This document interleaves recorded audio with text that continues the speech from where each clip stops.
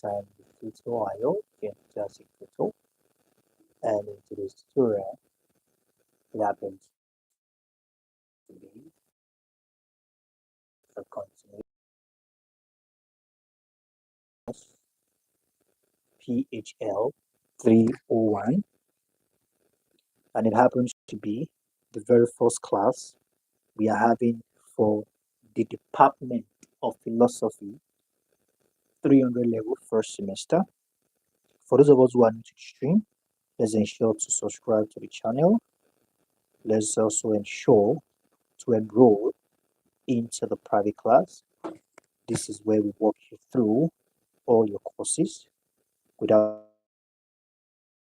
leaving anyone unattended to your website, which is www.tutorline.net.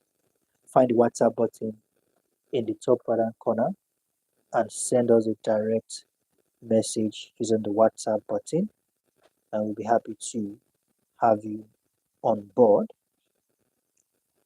With this being said, let's hop straight into today's class. No matter the time you're streaming, do well to use the comment section to say hello, to say hi, or good evening, so we can acknowledge your presence as we comment into the class. If by any chance you don't understand anything I might have said during the course of the class, you want to draw my attention to that using the comment section, and I can attend to it with much alacrity. With this being said, let's go straight into today's class. I want to apologize for starting a little bit late. We are far behind schedule. I just want to apologize. This is as a result of the network issue. But the most important thing, like I usually say, the most important thing is that we just have to come live, irrespective of the odds. You just have to ensure to take advantage of the opposites to achieve what we need to achieve. So without further delay, it's not going to be a long one tonight. It's just going to take few terms as we go through it tonight. So just like we have it on the thumbnail, we have propositions, all right? The entirety, all right, of the course PHL 301 is all about logic, all right, reasoning. We're going to be talking about symbols, symbolic, taking it from the logic, all right. I'm going to be taking it from logic. When we're talking about proposition, I'm going to be considering symbolic logic as well. Okay, so you want to take your notes, your writing materials, and follow through as we continue into the class. Okay, so according to the course material, in symbolic logic,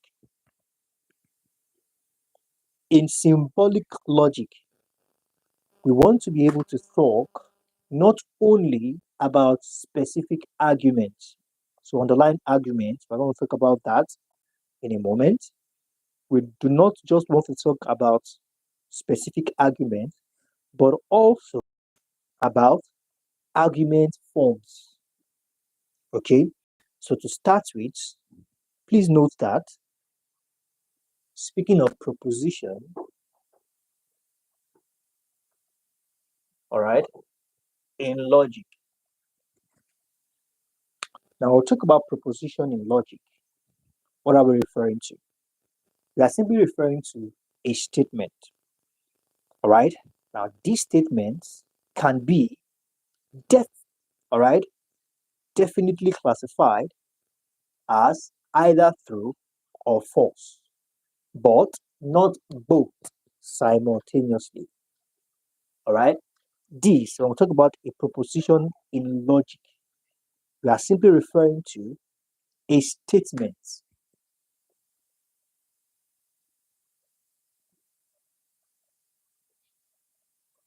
Okay, and this statement can be definitely, all right, this statement can be, the word is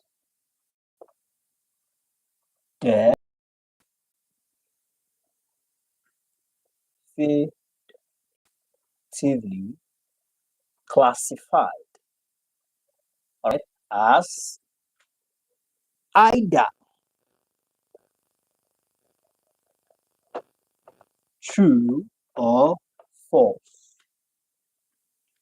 In 100 level first semester, when we were newly introduced to um, the rudiments of mathematics in management science, the very first topic, the very first module we treated was on symbolic logic. In that course, we're able to dissect. Maybe I'll send Miss Udeme, I think that's the name.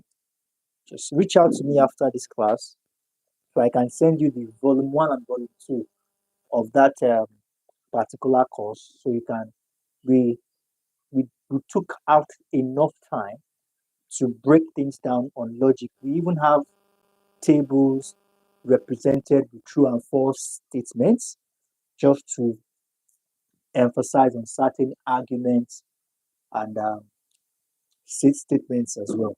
All right, but one thing we are seeing here, one thing you need to hold on to tonight is that when we talk about proposition in logic, we are simply referring to a statement which can be all right, natively classified as either true or false. But underline that, but not both simultaneously. It cannot be true and false. It can either be true, statement cannot be true or false. Okay, now please, I want you to also take note of this. We have talking about symbolic logic.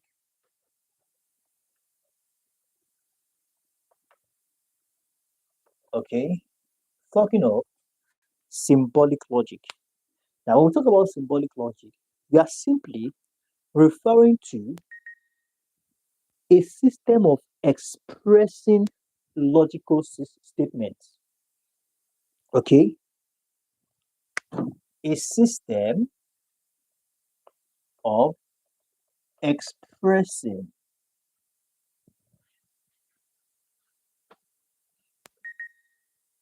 okay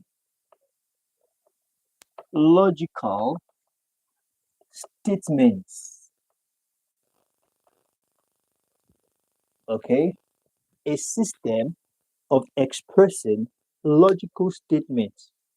During the process of expressing these statements, you employ the use of symbols and variables. All right, using symbols and variables. Okay, using symbols and variables. All right, in order to what? Avoid ambiguity.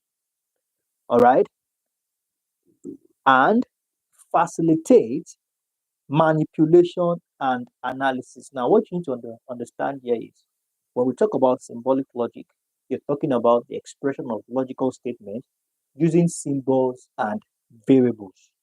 All right, then you can go extra mile by adding to avoid ambiguity. All right, to avoid ambiguity. Okay, so we have just a moment. So we have that as that.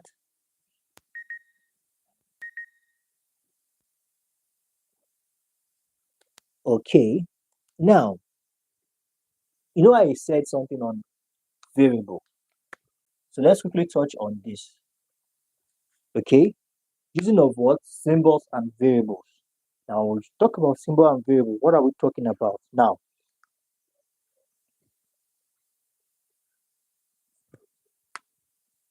to make it comprehensive,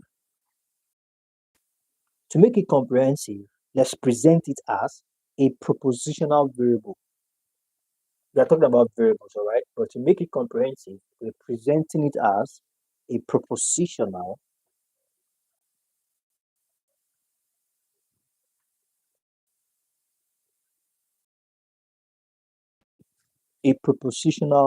variable. So we'll talk about this. I'm simply referring to this as a symbol, all right? Is a symbol. Now we've been saying, we said it here. We use the word here, symbol. All right, say here, symbolic. Where else? Now you'll be hearing symbols, symbols, symbols, symbols, symbols. What are we talking about here? Now the kind of symbols we're talking about here could be in alphabetic form.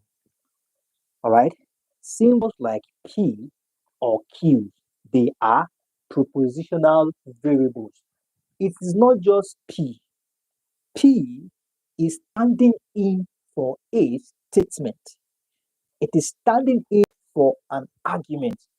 You don't just see P equals Q or P intersection Q or P with other signs. Is not just an alphabetical representation, but that alphabetical representation is connotative in meaning. And when I say connotative, it is deeper than what you think. I'm going to explain that in a moment. All right, but when we talk about variables in symbolic logic or proposition, we refer to them as symbols like P, alphabetical representations like P or Q. And these are very frequently used symbols when it comes to logic, all right, or logical statements, right? Symbols like P or Q that represent all right, the alphabetic representation using P or Q is standing in gap, all right, for a declarative statement. All right, it says P or Q that represent, they are there to represent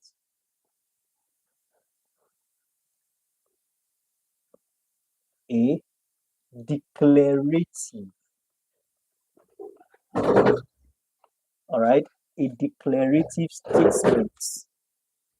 Okay, this statement can be definitively true or false. Okay, this statement can be definitely true or false. That can be statement that can be definitively true or false, but not simultaneously same or the same. Just like what we said earlier.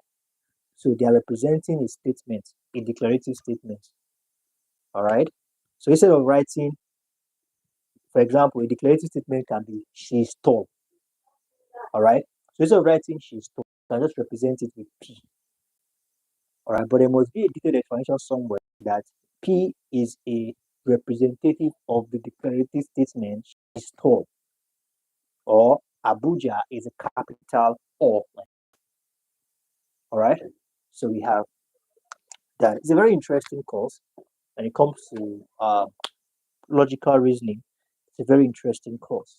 Now, we use propositional variables to talk about any proposition whatsoever. So we know what a proposition is already, right? It's a statement. And this statement can either be true or false, definitively speaking. Okay, so that is settled.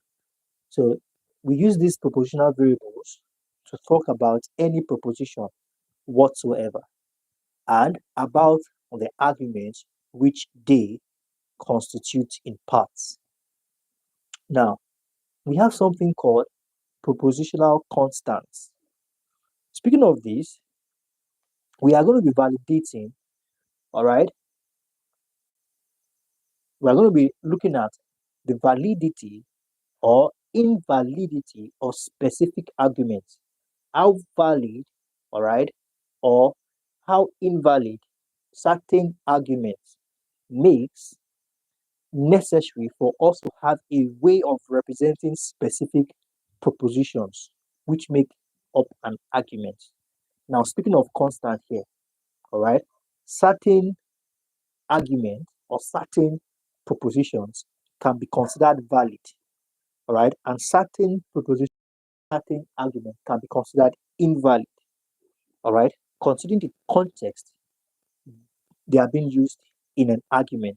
But just before we go into that, very quickly, we want to talk about atomic proposition. Okay, so let's create more space. It's not going to be a long one because we're really behind schedule, and I think I have another Telegram class in just a few minutes. I think they are even okay. So we have atomic propositions. Okay, atomic propositions. Now, speaking of atomic propositions, I might do less of writing now, so please just pay attention to what I'm about to say, because we're calling a wrap soon, and I want us to cover something before we call it a wrap. Now, speaking of atomic proposition, all right, it's a basic declarative statement that can either be true or false, okay, but cannot be broken down into smaller propositions. Now, these statements are also known as elemental judgments, all right, for building complex, all right, propositions. When we say complex now, just like we have simple sentence and compound sentences, all right. Simple sentences could be okay. This is a tree, all right. But when we talk about compound, we are talking about this is a tree and a cat is on the tree, all right. So now, in that context, we have simple and complex here, all right, which are founded by combining atomic propositions, okay, using logical connectives. Now, for simple proposition, it's also said to be a single atomic statement that cannot be broken down. But as far as simple is concerned, you are not using connectives. All right. So now, for complex propositions, you have to use connectives like and not. But when it comes to simple propositions, you don't use connectives. Very good example of simple propositions are the sky is blue. Are we together? After this, we're going to touch what we're going to talk about. We're going to talk about connectives. So for atomic, we can classify them or refer to them as complex. All right, and simple proposition. So let's just identify this as connective, not required. So we can just say propositions or statements that are connective in nature without the need of connectives. But as far as atomic is concerned or complex, you need connectives to make them make sense. All right, requires connectives. So, like I said, we are going to be calling it around pretty soon. So, pretty quick, I want to touch on logical connectives before we call it a wrap. Logical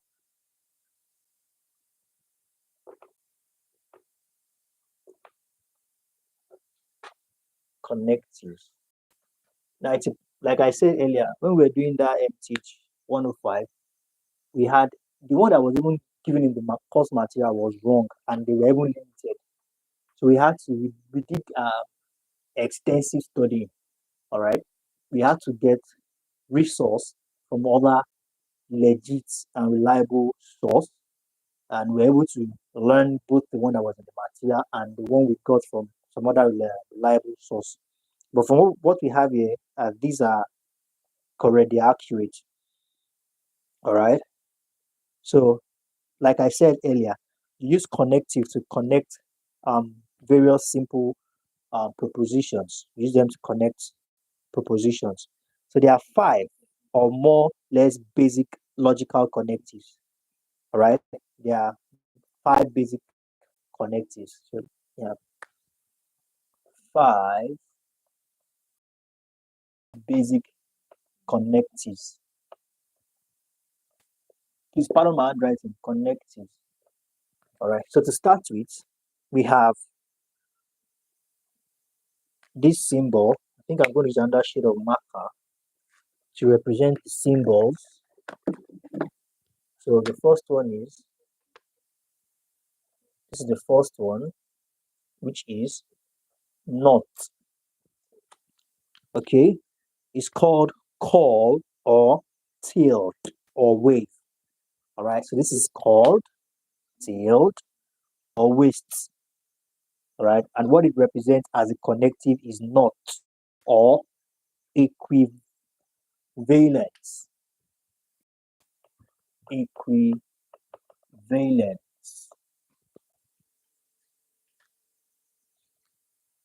Call.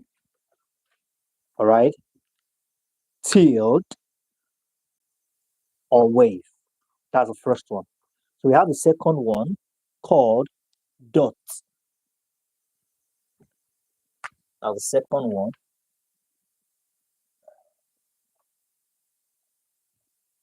this is called dot. Okay, it's called dot.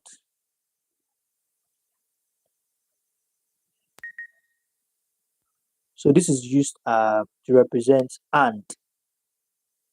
Okay, okay. I'm not supposed to write this. So let me. This is what it means directly, and. But as you can see, this is dot. So we have the third one, which is like an elongated opposited C. All right, called horseshoe. It looks like horseshoe, definitely. All right, it's called horseshoe, but what it represents as a connective is if then. All right, if if if then and only. No, not the and only, just if then. That's the horseshoe, and we have equals to with an extra dash called three bars or triple bars. All right, triple bars, as you can see, which represents by condition. It's actually by condition. Okay, now this if then is conditional. All right, so this um triple bar or three bars is by condition, if and only if. All right, if and only if. All right, so it's a by condition. Okay,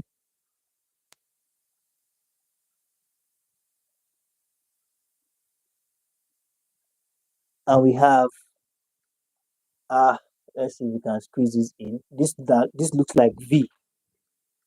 Okay, it looks like V in case letter. V in case letter, which represents a disjunction. All right,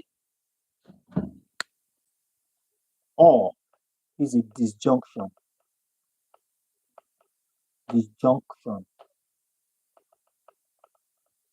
Okay, these dots should represent something. Yeah, I was gonna say it. It's a conjunction. Okay, conjunction. And this not is a negation. Negation. So please, you need to understand all this. And here is where we call it a wrap for tonight. Our next class, we talk about the symbolizing propositions. Okay, but for here, please come back to this class, go through this again. All right, so you can solidify your understanding. Thank you very much, everyone. I believe we have been able to gain something into this class. Let's ensure to keep our notes up to date and send them to the appropriate quarters.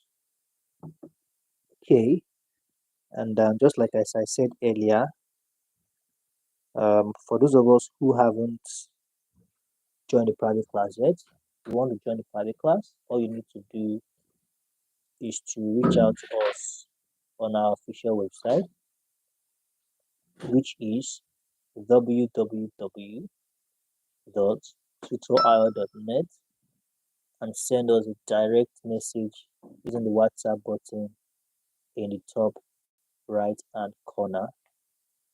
Do have a wonderful evening and bye for now.